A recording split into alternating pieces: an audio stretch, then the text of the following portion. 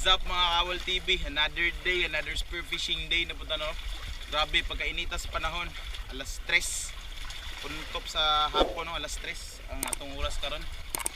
So mana di punta, kuig na po nato itong dive body, John Spen. So itong spot kay murag yapon kung asa ta nakakuha og 13 kg nga tangigi ba. May migi diri kay mingaw kay good. So kumbati kita ni. So inauto ta nga daghan tag blessings karon, no. Yeah, let's go. Alright, what's up mga Kaawal TV? Another day, another spearfishing day. Tara samahan niyo ako sa panibagong aksyon at bakbakan na natingan ng pangulam ng bayan. Siya nga pala, linis muna tayo ng ating mask. Gamit natin na isang mangrove seeds or tawag natin bilang bakhaw. So check muna natin yung ating spear gun. So first drop nga pala natin, dito kagad tayo dito sa may pangpang. Tapos na kasi akong mag-warm up. So dito nag-check ako, nagantay ako kung meron ba tayong ma-ambush na isda. Kaso pag tingin ko sa may left side natin, may nakita agad ako isang one-spotted snapper. So decent or good size din. Goods na to pang ulam, kaya tirahin na din natin. And then let's go ahead and check the clip.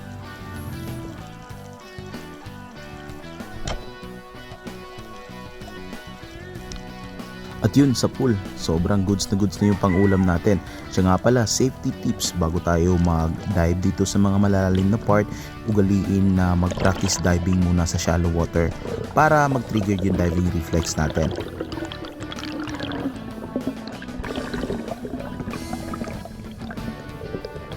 At ito ang pinakauna nating kuha ngayong araw na to, isang one-spotted snapper, good size. And this is our second dive for today. So dito naganap ako ng magandang pwesto para makapag-ambush tayo ng mga isda. Meron akong naspatan kasi isang malaking surahan dun sa may unahan. At ginawa ko is kumuha ko ng konting buhangin para mag-dusting. Para mag-curious or sa sobrang curiosity ng isda, lalapit yan sila.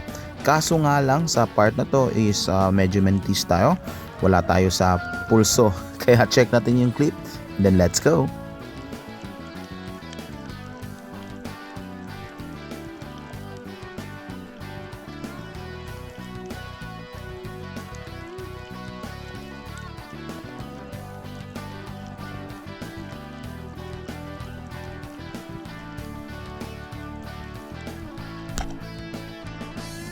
Yun, napakasayang. So pag ganun, wag na nating isipin, and then let's move on, and then let's find for a new target.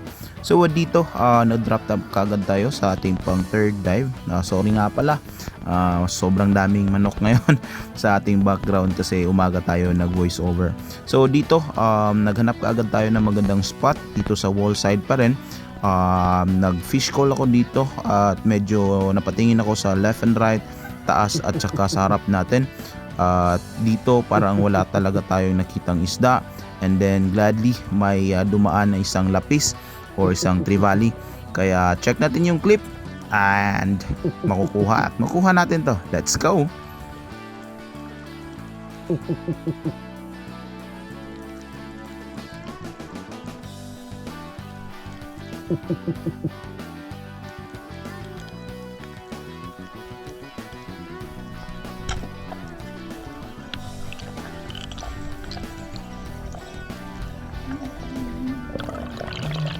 At yun sa pool, good shot. So dito nag-resurface na kaagad ako.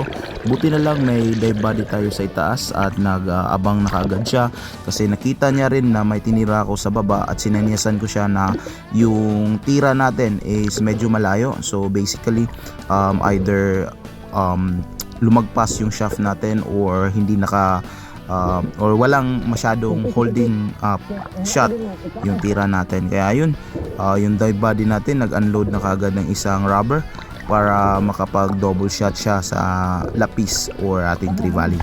Kaya check natin yung clip.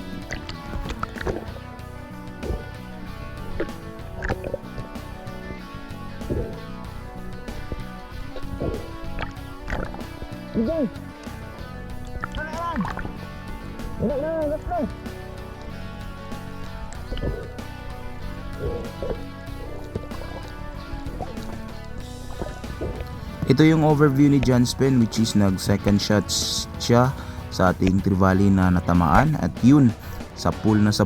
So fish secured na tayo dito, and goods na goods or good size din yung trevally na nakuha natin or lapis. Alright.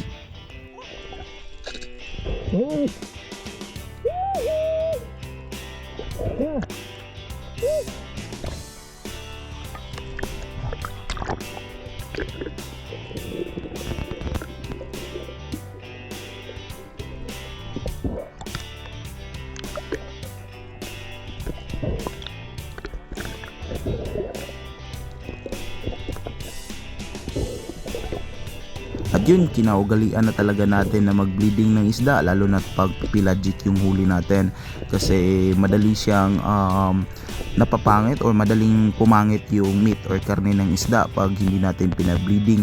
At syempre mercy killing na din para ethical way to kill fish. So dito nag-grab na naman tayo sa apat na pagkakataon, at dito may nakita tayong mga dalaga sa bukid, at yun mintis. Sayang hindi natin tinamaan, pero yung tubig sobrang tinamaan talaga. So dito nag-dive down kaagad ako kasi sobrang dami noon sobrang dami ng mga yellowtail fusilier or dalaga sa bukid, or tinatawag namin ditong bilason. So yun, binalikan ko yung same spot pa din, at dito hindi nga ako nagkamali, sobrang dami pa rin nila. At yun, nung may nakita na akong good size or target size ko, is tinira ko na agad. And then let's go and check the clip.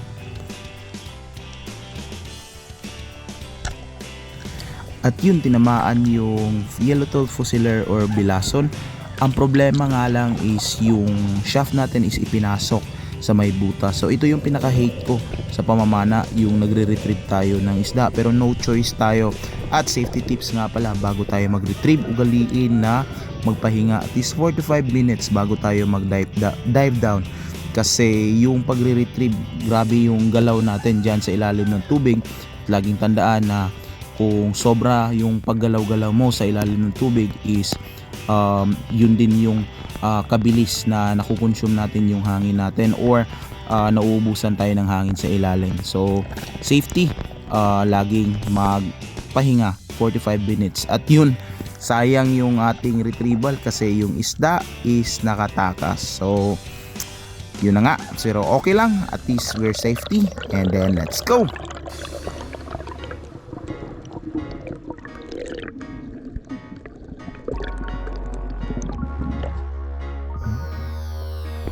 So sa mga spero natin dyan, kung meron tayong makikitang kahit mga plastic na maliliit, pwede na din natin ilagay sa ating wetsuit yan. And then pag may nakita tayo magandang or saktong pagliligpitan ng ating mga basura o mga basura na ating nakukuha is goods na goods. Kahit konting tulong na lang din sa ating kalikasan. So dito nag-drop na down na naman tayo, at dito may nakita tayong isang trigger fish or tinatawag naming pakul.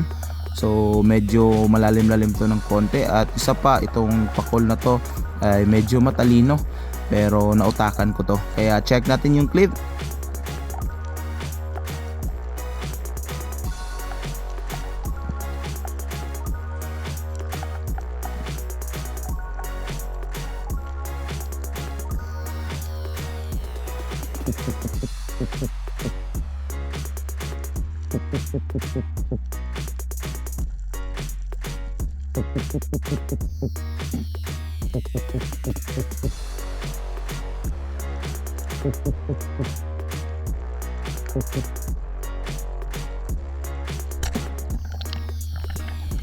At yun, sa pool, good size na din, may pang ihaw na tayo. Sobrang sarap ng ganitong isda, lalo na pag ihawin. So goods na goods.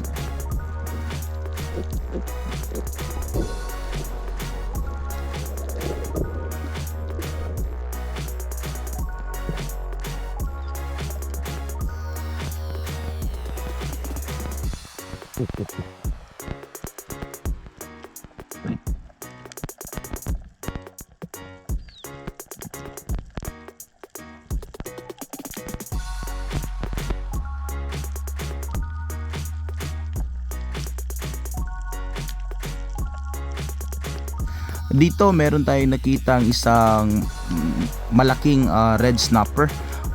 Kaso medyo matalino siya, bumabalik-balik. At meron din tayong isang bilason o yellowtail fusilier. At meron din sa right side na isang lapis. So bali tatlo yung target natin dito, pero pinaka main target ko talaga is yung red snapper.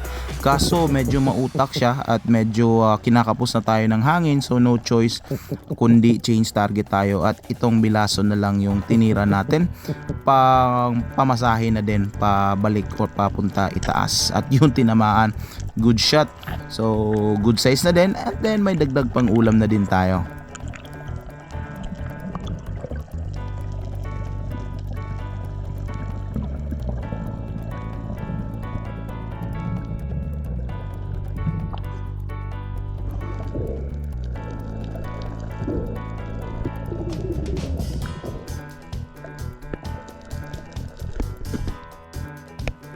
At ito naman yung overview ni John Spen. So dito medyo napalalim yung dive ni John Spen kasi may nispatan si John Spen na isang long nose emperor dun sa may unahan. Kaso hirap palapitin. Grabe, mautak na talaga mga isda ngayon. Talagang nauutakan na kami mga spero. Pero no choice, may nakita naman si John Spen na good size or decent size na isang parrot fish or mulmol. Sorry sa mga parrot fish lover dyan.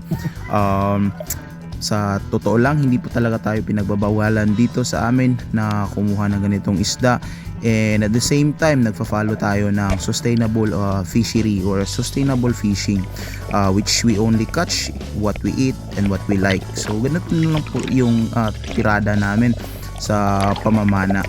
So ito talaga pinaka the best kung sa baga, pinaka the best para sa amin na klase na pangingisda, kasi hinuhuli lang talaga namin yung gusto naming kunin or gusto naming kainin. At shoutout tayo sa mga kaibigan at mga followers natin dyan. Shoutout tayo kay Fredwin Cabase, kay Ratsada Spiro, shoutout sa'yo dyan Master. Kay Durol Hunters Adventure, shoutout sa'yo dyan Master. Shoutout tayo kay Catanduanes Spearfishing Adventure, kay GCT Joseph Cabahog Hearn Tebor at Larry Bulacao, at syempre kay Gerald Toledo. At shoutout din kay Shane Dave Pasco from Sikihor, kay Elizar Gandalon Planga Jr. from Bourbon, Cebu. Salamat na sobra po sa inyo at sa solid na suporta. Thank you and God bless po. At ito yung last overview ni John Spen. May nakita siya ditong mga surgeon fish or decent size na surgeon fish. Kaya syempre tirahin na kaagad, dagdag pang ulam na rin. Okay, let's go!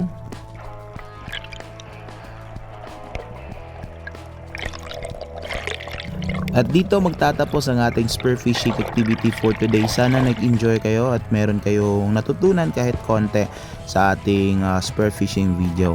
At salamat sa panonood and see you next episode. Ingat!